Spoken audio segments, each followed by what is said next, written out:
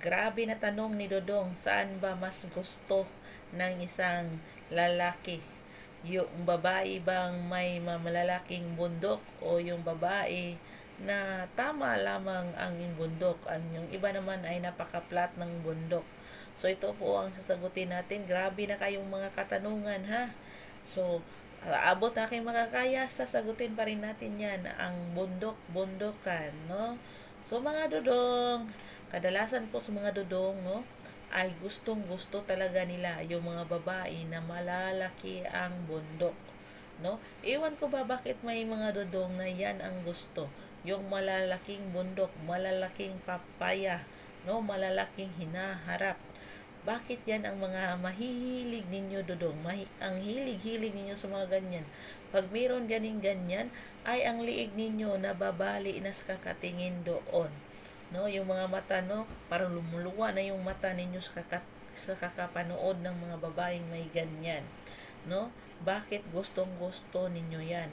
At para bang tulala na kayo at iba na yung tinatakbo ng isip ninyo pag nakakita kayo ng mga babaeng may malalaking papaya, no?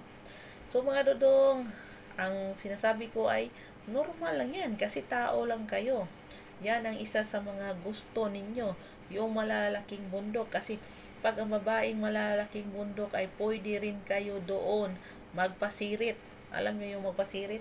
Pwede din doon kayo maghasik. Maghasik ng gata, no? Pwede nyong i-ano lang doon, ibagnod-bagnod, no? Ibagnod-bagnod nyo lang doon kung ayaw nyo doon sa kuweba. Kung ayaw nyo doon sa kuweba, ay pwede nyo doon ibagnod-bagnod doon sa papaya, no? So, kung gustong-gusto nyo yan kasi, kaya gustong-gusto nyo yung mga babaeng malalaki yung bundok, yung iniipit lang ba yung suma ninyo, yung iniipit lang yung saging ninyo doon sa dalawang papaya. Tapos, pag iniipit na, ay doon na kayo naglabas-masok. Ay, of course, doon na rin kayo maghasik ng inyong gata. Diba? Na LL din kayo dyan. Nalalabasan din kayo dyan. Kahit dalawang papaya lang yan. No? Na wala din naman yung ngipin. Pero bakit pag doon na kayo ay mas gusto din nyo doon? Sa tingin ko, kaya gusto din nyo doon kasi malapit lang din sa bibig, no? Malapit lang siya sa bibig. Pag malalaki kasi yung papaya ng isang babae, no? Pag nakahawak siya, no? I-imagine niyo lang, no? Nakahawak siya ng ganyan, tapos yung ninyo, nakaipit doon ng suman. Of course, pag pumasok yung suman, of course, diretso sa bibig. Diretso kain sa bibig. So, pag mag-imagine mo lang, malalaki yung papaya na inipit yung suman, dito na lang subo. So, dalawang sensasyon. Naipit pa, nasubo na. So, grabe. Kaya gustong-gusto talaga ng mga lalaki ang babaeng may malalaking papaya, malalaking bundok. No? So, sa mga wala dyan, yung sa mga flat dyan, mga flat-chested tulad ko, ay wala na tayong magagawa dyan kasi meron talagang mga lalaki na mas hilig nila, no? Kadalasan talaga, 80% to 90% talaga ng mga lalaki is mahilig sa mga malalaking bundok, no? Gustong-gusto nilang bundok pa lang ulam na. Yun ang paningin nila, no? Yung papaya pa lang ulam na sa kanila. Kaya iba yung hatid. Iba yung hatid, no? Yung iba yung sa kanila yun. Iba yung init na pag nakita nila, wow, napapawaw na lang ako, no? Tapos tayo, kung wala pang bra, ay iwan ko iwan ko na lang kung diba? So, nahihirapan din po kami mga taong mga flat, no? Flat pa ang among ilong, flat pa kami o bundok. So, nahihirapan din kami. Akala nyo lang hindi, pero nahihirapan din po kami mga Dodong. Pero sa mga babaeng binibiyaan, no? Na binibigyan ng mga ganyan, mga gifted, no? So, congratulations sa inyo.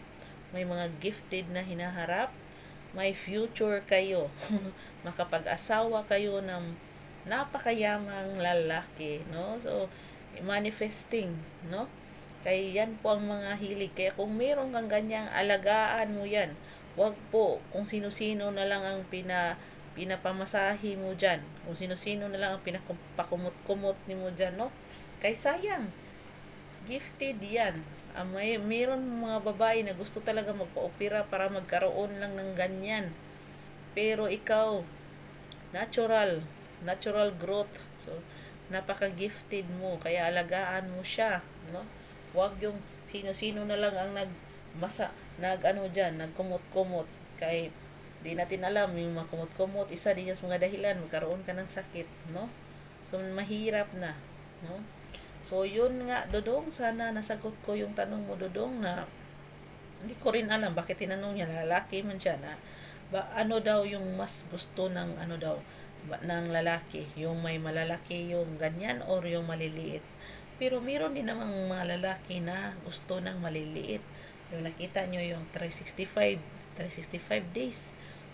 Ano man yun siya? Kanang maliit man yun. Para man lang, pinatong lang yun, para lang nilagay lang sa dibdib yung ano sa babae. Pero mas uminit pa yung mga eksena doon. Mas naanuhan pa yung si Dodong doon. No?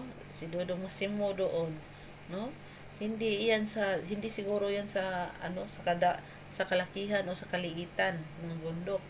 Pero mas aprobado talaga sila pag malalaki yung bundok, no? Iba talaga yung dating pag malalaki yung bundok, no? Malalaki yung mga ganyan, gifted ba ang tawag diyan, no?